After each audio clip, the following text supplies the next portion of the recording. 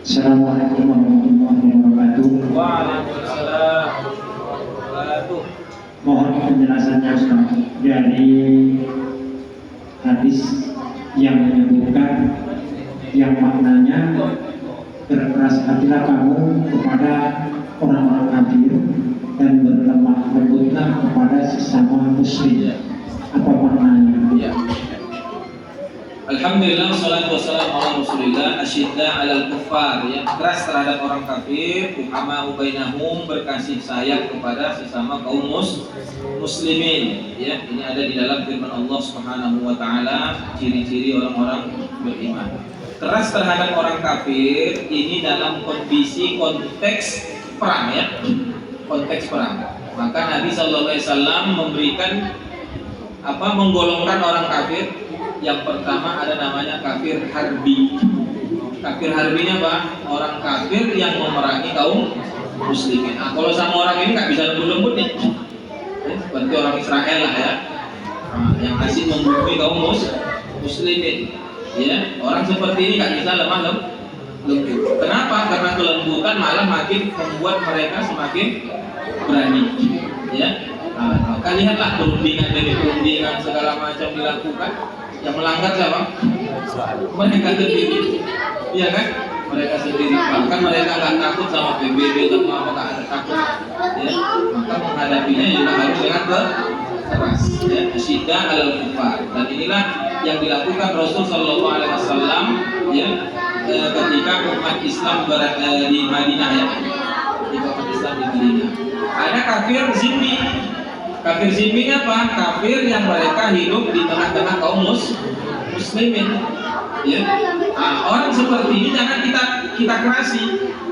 Kita lemah lembut, mudah-mudahan dengan kelembutan tadi membuat mereka masuk Islam. Jangankan orang Islam saja yang dilembut-lembuti, ya kan? Yang dibaik-baiki sama mereka dari selalu kasih kotak Indomie, kasih beras, lama-lama bisa pindah agama, ya kan? Nah, jadi kalau kafir zimmi, ya, orang kafir yang mereka tidak memusuhi umat Islam dan mereka hidup di tengah-tengah kaum muslimin, ya, maka kita tunjukkan akhlak kepada mereka. Andai dia tetangga kita hormati sebagai hak-hak bertetangga, ya, hak-hak bertetangga. Bagaimana dijelaskan dalam kitab Mukhtasar Minhajil Qasidin, ya. Kalau ada tetangga kita yang kafir, maka dia tetap punya hak sebagai seorang tetangga. Tidak boleh kita sakiti, tidak boleh kita zolimi. Ya, nah, ini tafsiran yang pertama. Tafsiran yang kedua, kita keras di dalam masalah akidah. Ya, ketika kita benci dengan kekufuran mereka. Ya, kekufuran mereka. Jadi ketika mereka melakukan amalan ritual-ritual ibadah, jangan pula awak ikut-ikutan begitu, ya, ikut membantu menyukseskannya dan lain sebagainya. Tapi tetap kita menghargai, tidak boleh kita menyusahkan, ya. Tetap seandainya mereka melakukan perayaan Natal itu amalan mereka. Konsep ini sudah jelas dalam Al-Quran, ya, lakum dinukum waliyadin, bagiku agamamu, bagiku agamamu. Yang pula mereka Natalan misalkan di gereja awak ganggu, ya, awak rusuh-rusuhan, boleh. Mereka melakukan amalan mereka selama dengan catatan mereka tidak mengganggu kaum muslimin. Itu jelas, ya. Jadi konsep keras kepada orang kafir tadi dalam konteks peperangan, ini tafsiran pertama, ya. Yang kedua adalah akidah, ya, dalam masalah akidah. Jangan pula ikutan di situ, ya. Pak, besok datang Pak, ya, perayaan agama kami. Oh iya Pak, dan tamat belobe-lobean duduk masuk di situ, ini bukan, ya, sudah salah itu, ya. Karena yang dimaksud toleransi itu apa? Agamamu, agamaku, agamamu. Ya, nah, ini wallahu a'lam. Kalau sesama kaum muslimin, tidak perlu dibahas lagi. Pasti kita harus saling berkasih sayang, tolong menolong, tidak boleh saling caci-caci, tidak boleh saling memusuhi, saling membelakang diri. Selama dia masih seorang muslim, sholatnya masih sama, rukun imannya masih sama, rukun Islamnya masih sama. Ya, adapun kekhilafan dia mungkin kita bisa menasihati dia, ya. Adapun kebaikan dia, kita dukung kebaikan dia. Wallahu a'lam bishawab.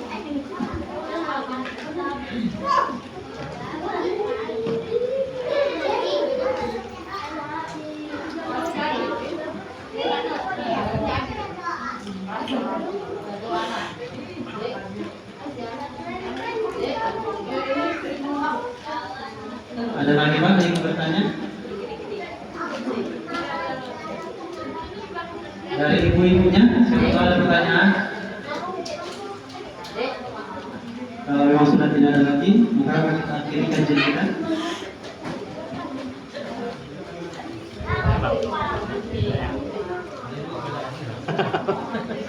Ragu-ragu komandan ini.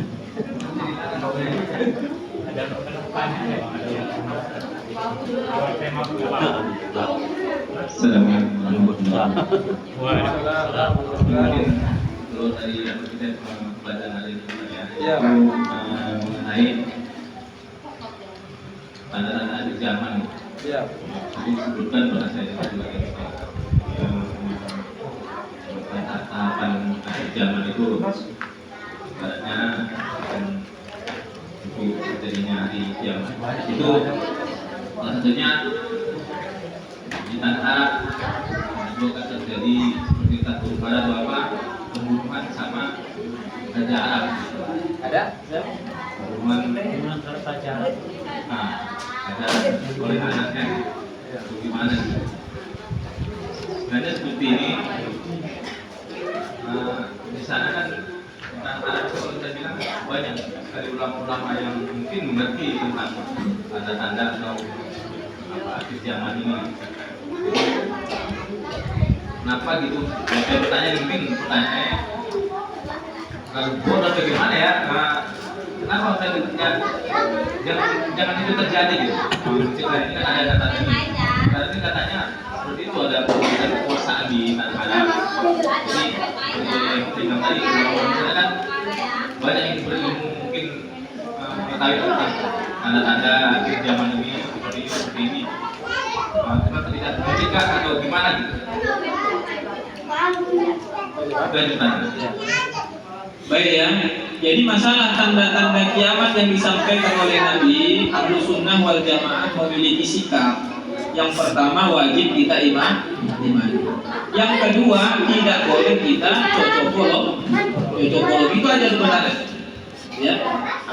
Karena dari dulu contoh akan datangnya Imam Mahdi. Ada dulu Pak, akulah Imam Mahdi. Akhirnya orang muncul bendera kita. Musuh udah ada bendera. Inilah nanti dia cocok-colok. Betulnya bendera hitam padahal kita pun bisa kita buat di sini. Bendera hitam pakai topeng-topeng gitu udah mati.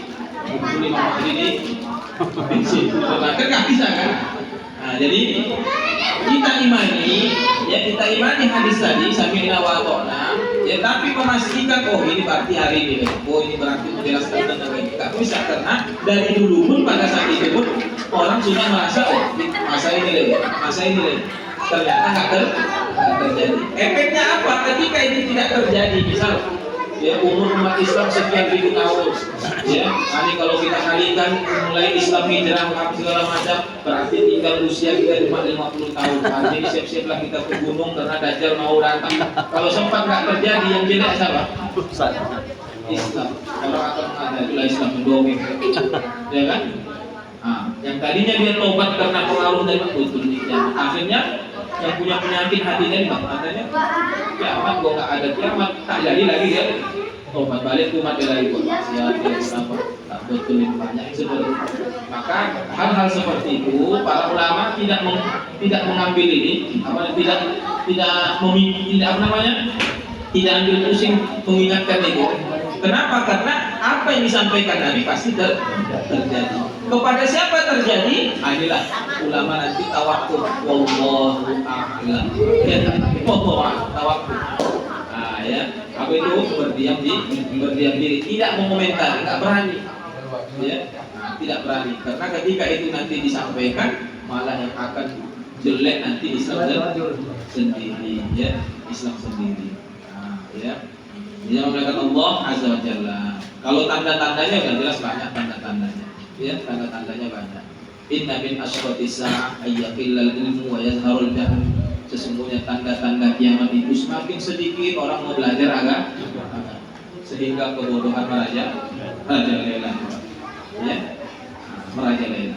Nah, andai kita pahami ini, berarti apa tugas kita? Perbanyak majelis ilmu, ajarkan ilmu agama. Begitulah cara kita, ya. Nah, begitulah cara kita. Kenapa? Karena tanda-tanda seperti itu sifatnya umum. Kalau tadi kan tanda-tanda sifatnya khusus terkait produk kekuasaan, ya. Akhirnya akan ada yang mesti hubungan. Nah, pertanyaannya Nabi nggak sebutkan siapa rajanya, siapa pangerannya, ya. Kalau secara sejarah dari dulu sudah terjadi kesimpulan nih, mulai dari zaman Umayyah, dari Umayyah itu perang-perang terus gitu, ya, untuk merebut kekuasaan Abbasiyah, ya, buka sejarah itu perang terus memperebutkan kekuasaan itu, ya, pangerannya raja. Karena kita memang hidup pada saat ini, ya kan, lalu kita cocokkan kepada raja tadi yang di sana. Ada misal ada pula dai yang menyampaikan itu kan, nah, akhirnya, ya. Wah, berarti beginilah ini kayak gitu, ya. Jadi makanya konsepnya yang pertama imani, yang kedua, ya, jangan cocokologi. Itu bahasa sederhananya mudah kita paham. Dulu kata Nabi, Dajjal itu rambutnya keriting, mulutnya buntal, matanya satu. Apa kata sahabat itu? Mati si bulan dulu itu kan. Ya. Kalau seandainya dia itu aku yang melawannya, bukan kita, tapi itulah dari dulu pun sudah ada. Nah, ini ya kan berarti dulu itu gitu. Nanti di jalan nampak awak dulu di India kan, di India siapa itu rambutnya buntal, rambutnya keriting, bisa mengeluarkan tepung dari tangannya. Wah, ini Dajjal ya, ini Dajjal. Dia udah meninggal ya. Berarti nggak jadi dia jadi Dajjal. Sampai ada bukunya itu. Dajjal muncul di sini, siapa ada bukunya. Ada pula ulama yang membahasnya itu, inilah masalahnya. Ya, jadi cukup kita imani, kita persiapkan diri bekal kita, perbanyak baca surah Al-Kahfi, ya, kalau bisa kita hafal 10 ayat pertama, 10 ayat terakhir, itu untuk benteng kita supaya selamat dari Dajjal, ya. Selalu berdoa sebelum sholat, sebelum salam, Allahumma inni a'udzubika min adzabi jahannam wa min adzabil qabr wa min syarri fitnatil mahya wal mamat wa min syarri fitnatil masiihid dajjal. Insyaallah selamat kita. Ya. Dan yang berikutnya, jangan kita bercita-cita berjumpa dengan Dajjal. Kalau bisa udah meninggal awak sebelum Dajjal, karena belum kita selamat. Bahkan kata Nabi, ada orang yang pada saat itu merasa dirinya sudah beriman, aku bisa menghadapi Dajjal. Ternyata jadi pengikut Dajjal. Padahal dialah laki-laki yang luar biasa imannya pada saat itu. Ya, aku bisa menghadapi Dajjal. Tahulah Dajjal dulu. Ya, nah, istilahnya nanti 100.000 dan berubah awak jadi pengikut Dajjal. Jangankan Dajjal, masih anggota Dajjal udah bisa berubah awak, ya. Bisa global lagi, bisa dibuka dari cara luar biasanya pengaruh itu kejadian. Nauzubillah min dzalik, ya.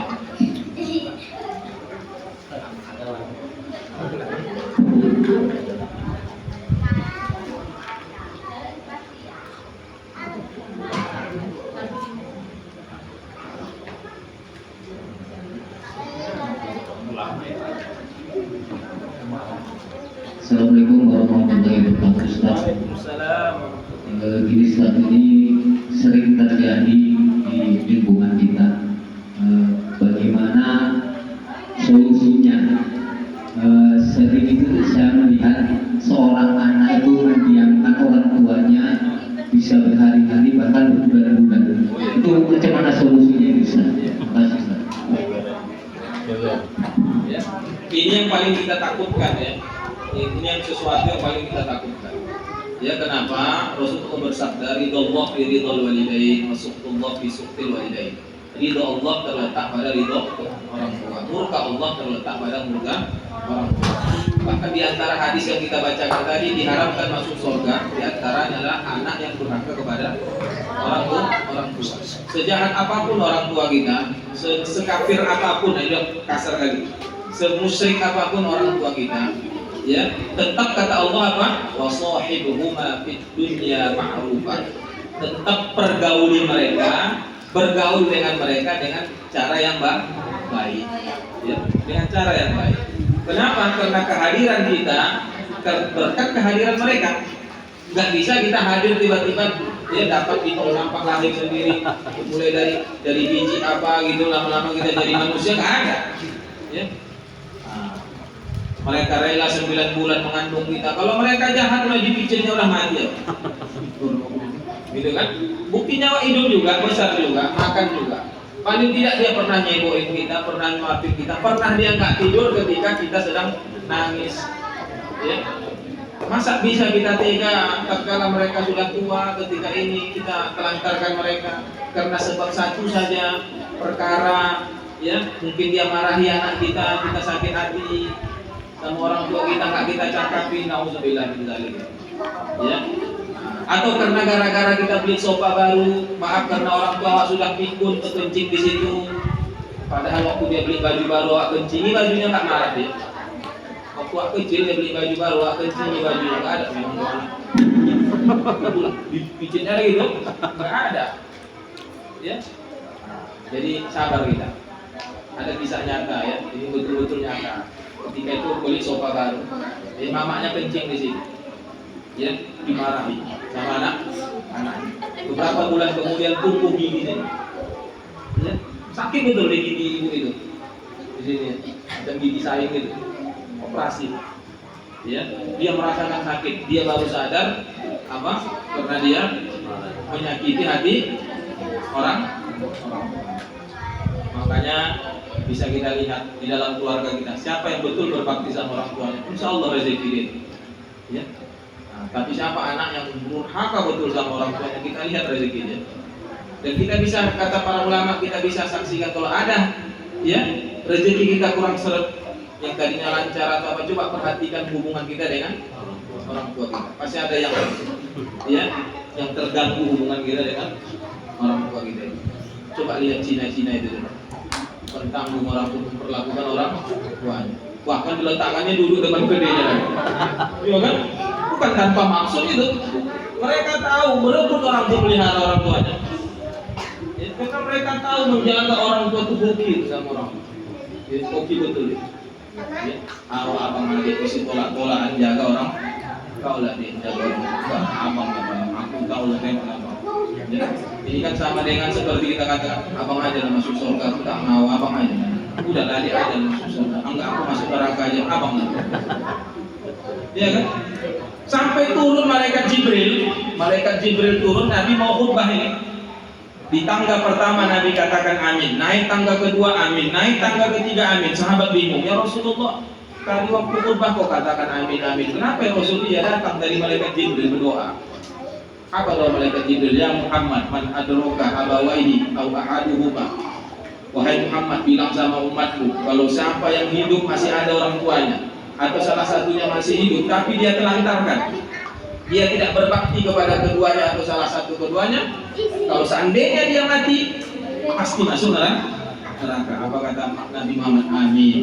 Yang mendoakan Nabi malaikat Jibril yang mengaminkan. Kira-kira makbul kan ya? Udah di atas makbul. Ya, makanya kembali tadi, gimana caranya harus kesadaran dari anak. Jangan berharap kesadaran dari orang tuanya ya. Kalau sudah kondisi seperti itu, anak harus sadar. Ya, siapa dia? Ya, apa bisa dia bisa tanpa orang tuanya? Gak bisa. Ya, dia memuliakan Allah Azza wa Jalla. Jadi jangan diharap orang tua pula harus sadar. Ya, mungkin ada keburukan dia, kezoliman dia, ya tidak. Mungkin kecil dulu telantarkannya udah. Ya, tugas kita, dia orang tua kita, maka nggak pernah putus yang namanya orang tua itu. Ya, nggak ada mantan orang tua, mantan apa nggak ada. Tetap ya, kalau mungkin mantan istri, mantan suami ya. Kalau mantan orang tua nggak ada, tetaplah orang tua kita. Ya. Dia memuliakan Allah Azza wa Jalla. Ini yang harus kita perhatikan. Jadi solusinya apa? Solusinya sang anak harus muhasabah diri, ya, muhasabah diri, merenung, ya. Mungkin orang tuanya sudah tua, susah lagi muhasabah. Yang namanya orang tua mau anaknya jadi presiden pun tetaplah dianggap itu orang tuanya petani, anaknya jenderal, tetaplah kalau jumpa itu anaknya, ya, tetap yang namanya orang tua itu nggak mau diajari, nggak mau ya kan? Begini mama yang salah begini, bisa terima dia? Tahu siapa ya kan? Nah, ingat dia, walaupun kita datang pakai pangkat, tetaplah kita tengoknya kita dulu kecil tuh masih, ya. Walaupun kita S3 anak mama SD juga tamat, tetaplah, ya. Dianggapnya kita yang datang itu adalah anaknya dulu yang masih kecil, yang masih berikus-ikus, yang baru kencing dia nyeboin, ya. Jangan melakukan Allah Azza wa Jalla. Ya, salah satu penyesalan anak ketika orang tuanya sudah nggak ada, dia berhasil belum sempat nampak orang. Ya, orang tua saya 2016 meninggal, 2006 meninggal, belum sempat nampaknya saya begini. Ya, makanya sampai kita, supaya saya meninggal saya jaga ya. Ya, padahal waktu itu istri saya sedang hamil, sampai maaf ya keguguran istri saya. Seharusnya ketika hamil baru hamil kan harus ada dampingan suami. Ya, jadi jangan memuliakan Allah Azza wa Jalla. Jadi kalau ada orang tua kita, jaga betul-betul. Karena orang tua adalah surga kita, orang tua kita lah neraka kita. Sesoleh apapun kita, kalau kita tidak peduli sama orang tua kita, apalagi sampai bermusuhan dengan orang tua kita, suatu saat yakinlah anak kita pun akan memusuhi kita nanti. Kalau udah besar, kita akan rasakan itu. Ada kisah nyata dijelaskan di buku yang saya baca. Ya, ketika itu ada pengusaha kaya. Pengusaha kaya ini punya anak satu-satu tunggal laki-laki. Ya, dia berharap ayahnya supaya cepat mati supaya warisan jatuh kepada dia. Ayahnya nggak mati-mati. Akhirnya dia buat siasat, dia pergi ke hutan, ya, dia kasih tanda, dia pergi ke hutan, ya, dia bawa ayahnya ke hutan tadi. Ya, dia bawa ayahnya ke hutan. Ketika ayahnya yang sudah tua dibawanya ke hutan, di setiap jumpa dahan, ayahnya matahkan dahannya. Letakkan jalan. Ya, akhirnya tibalah di sebuah batu. Sang anak bertanya, wahai ayah, tadi waktu aku membawa ayah ke sini, kenapa ayah matahkan dahan? Wahai anak, supaya nanti ketika engkau keluar dari hutan ini, kau tahu jalannya. Ya, maka aku kasih tanda. Kenapa rupanya ya? Apakah ayah tahu maksudku? Iya, aku tahu. Kau membunuh ayah. Loh, kenapa ayah tahu?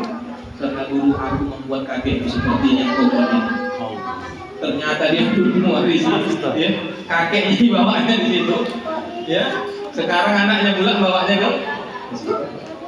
Makanya salah satu dosa yang cepat sekali mulanya itu ya durhaka. Durhaka lah bapak sama kesal. Ya, durhaka bapak sama orang tua bapak hari ini. Lihat nanti anak nanti. Ya, anak pun akan durhaka kepada orang tuanya.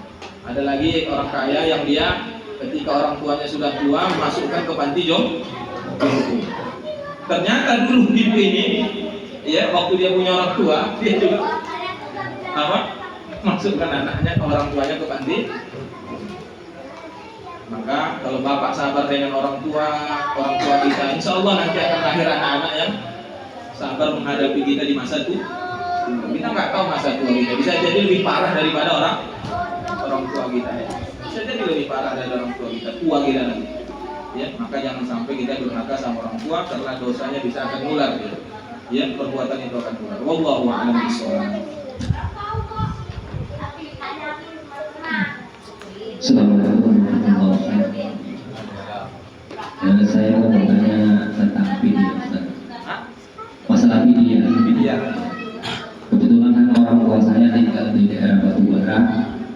Jadi apabila ada orang tua kita meninggal, ulama atau ustaz di sana menyarankan kita agar membayar fidyah dari usia balik sampai orang tua kita meninggal.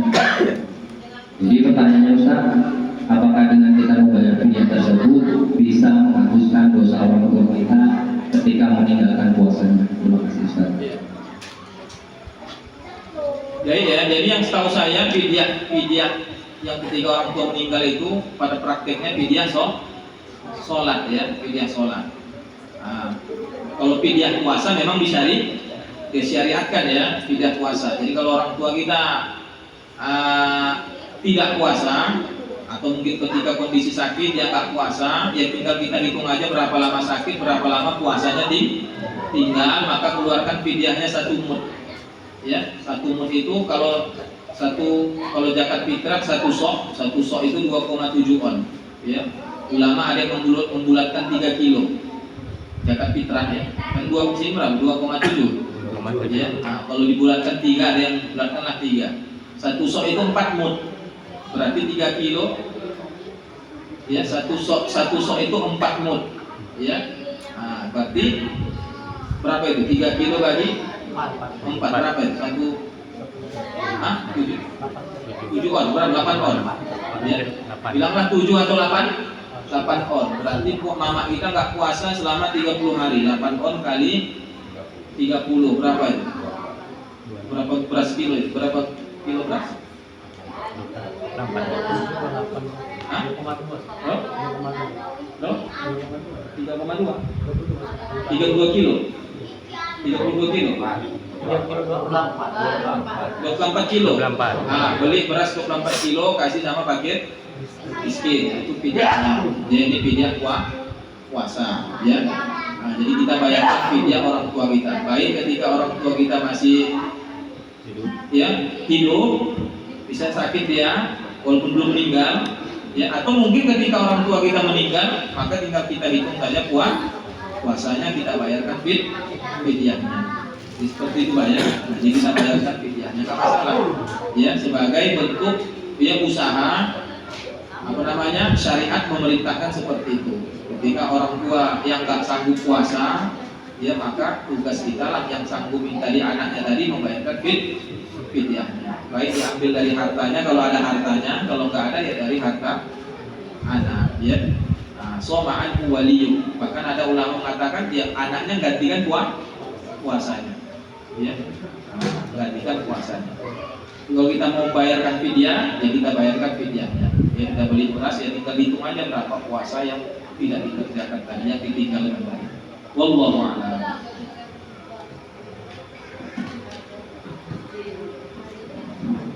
Alhamdulillah dengan